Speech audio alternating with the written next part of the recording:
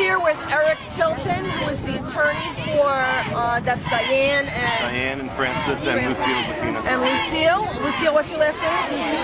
Defina. And tell us what this lawsuit is about. The lawsuit is pending in federal district court in Islip. It's a lawsuit challenging the town's termination, if you'd call it, or their banishment of the three rescuers for reporting instances of abuse and neglect that they observed in the shelter. So what does the lawsuit, what are you suing them for? To be permitted to go back into the pound? Well, for that, as well as money damages. It's a violation of their First Amendment rights for a town or a government to retaliate against somebody for speaking out on issues that concern us all. And so, in other words, oh, I see, that's very interesting, because they retaliated against their right of freedom of speech, they're liable to a lawsuit. Correct. That's amazing. You know, I never knew that getting into animal rights would lead me into civil rights. And that's exactly where I find myself. Yeah. You know, it's interesting. This isn't actually the first lawsuit we prosecuted like this. We successfully sued the town of Southampton for terminating a volunteer dog walker out there for writing letters to the editor of her local newspaper reporting instances of abuse and problems with their budget, and we took that to trial and were successful and won a jury verdict in our favor. Wow, congratulations on that one. I hope that should have sent a strong message to all animal pounds in New York State, for that matter. You would think it would, but I think a lot of municipalities and public officials are probably more inclined to try to silence whoever they can silence rather than letting them speak and fixing the problems, which is obvious from what and wait to see if someone sues them, right? But yeah. So you're suing them for a violation of freedom of speech because of the retaliation. Correct. And money damages, and what else? There is a defamation component to it as well. I guess we've learned that a lot of the employees of the shelter were going around and spreading false allegations against the three ladies. Were they doing that in writing? Or? I think it was mostly oral. So people were going and spreading rumors and destroying their reputation. It's not only rumors. I mean, rumors most people can deal with. This was malicious, false allegations that they were terminated for. Such as they were terminated for selling dogs on eBay or Craigslist or something. It just comes out of nowhere, and unfortunately, these ladies are in a public spotlight where this you can really do damage to their reputation within the animal community. And I do rescue, our reputation means everything. I mean, we have to really be careful. We have to tell the truth. Everything has to be disclosed about what happens to the dog from the moment we take it out of the shelter to it goes to a foster, to all the vets they go to the adopter, and then we follow through that animal for the rest of their life. Yeah, you have to be very careful when you're doing work that people cannot believe you're doing it out of your heart. Is there a hold time for the cats? Well, there always was, 5 to 7 days, and when we changed all that, we went in there, slapped do not destroy, so we made them hold on to the cats, and I made sure that before any of them were put down, I worked on them. I worked really hard on each and every one. So what do you think is going to happen, you guys? This is really, really disturbing. It's mind-boggling. They've shut out the rescues. The volunteers can't get in there. We know there's dogs in there. The big problem now is they took away the ability to put do not destroys. They took the ability away to call and... Oh, you know what I remember? The communications director told me anyone can go in the pound at any time, Monday through Saturday, from 9 to 4:45. Is that true? Aside from the three ladies, that's true. Yeah, but the problem is they're not going in the back areas of where the animals that are they're considering to be unadoptable, or the animals that are sick. The animals that need help are not sitting up front. And that's the difference. We went into. Oh yes, that's the difference. That's what I did that was different than what the public did. I went into the back room. I went into where the cats are being held that are being considered to be destroyed. Wow. And that's what is now missing. And so, now the ability to not put do not destroy. That's it just destroys all of our efforts to get them out of there.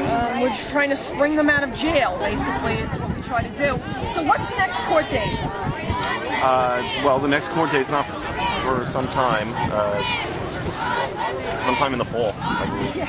Oh, okay. I mean, right now we're going through the discovery process, exchanging documents. We'll be taking depositions probably over the summer. And unless there's an issue, we won't be back in court until about the fall. So what can we do in the meantime? Demonstrate, organize, strategize, mobilize, letter writing campaigns, pressure public officials to let us in there, let us rescue those dogs, let us get those cats out of there to the best of our ability. Why are they fighting us? Why aren't they helping us? I gotta believe that the trail, you know, they always say follow the money. And plus, they probably are afraid that something's going to be exposed. Of course. Like in the Kill the Kitty video. Right, yeah. Somebody's going to go in there with an undercover video, and there is no law to stop us from doing that. Right. And they are shy to let us in there. It's unacceptable. I will be joining you at these campaigns. I will make sure that we get all those. I'll bring those forms to the city. We'll become active in yours. It's very important that we all help each other because this is going on throughout the country. Yes, yes it is. The no-kill movement is on its way, maybe even at its birth pangs, because the computer is just getting off the ground, so to speak, in the animal rights movement. What's a little different here is most of the shelters, you know, they cry the blues that they have no money, they have to kill, they have no money, they have no money. This shelter has $6 million more than any other shelter. Tons of money, and they don't have a free. Long Island. There's no excuse. No excuse at all. No excuse ever for animal abuse, and they don't have a free spay-neuter program either. Well, yeah, they're trying to say they do, but they do not. They do not. They absolutely do not. And which we know is the hallmark of a no-kill program. Right. Yeah, Hempstead. This community needs a van to go around to its areas and do free spay-neuter for the public. And you know what? With $7 million, there's no excuse to not have that either. That's right. You know, this is Hempstead is in dire need of spay-neuter for their community. People are calling and screaming and crying all the time for spay-neuter. Okay, Lucille, thank you so much. We'll definitely be around. Thank you, Mr. Eric Telton, the attorney, for these 3 volunteers that have been banned. Thank you. I see you have a little angel. I do. That you rescued from the Hempstead shelter. I did, yes. Now this is how the dog looked before. Yes. What was wrong with this little baby? We were told when we inquired about the dog that he was being tested for Cushing's disease and they were going to euthanize him if it came back positive. So I took the dog and I went to the animal hospital that takes care of the shelter dogs and I asked for his records and he had never been tested for anything. Wow. So Forgotten Friends did the pull on him and they paid for his medical care and we took him to a vet and he's hypothyroid. Oh, so is my cocker. Yeah, you give a pill twice a day. Right, that's it. Oh, and why was he in such a bad condition? Well, he was a senior dog. They said he was found as a stray, which probably means that, you know, it was grandma's dog and the kids didn't want to deal with him. And he was brought into the shelter and dumped. Yep. You don't want to pay the relinquishing Look how fee. he's doing now. What's his name? Angelo. Hi, Angelo. Yeah. He's blind. And would you be able to pull a dog like this out of the pound right now, as the conditions exist?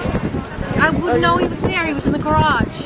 Oh. So if I hadn't been with the rescue that was, you know, allowed at that time, and ushered into the back area where people don't go, he would have been held there and eventually euthanized because there was, I mean, they were doing nothing to him. Thank goodness you saved him. Oh, he's so cute. You know?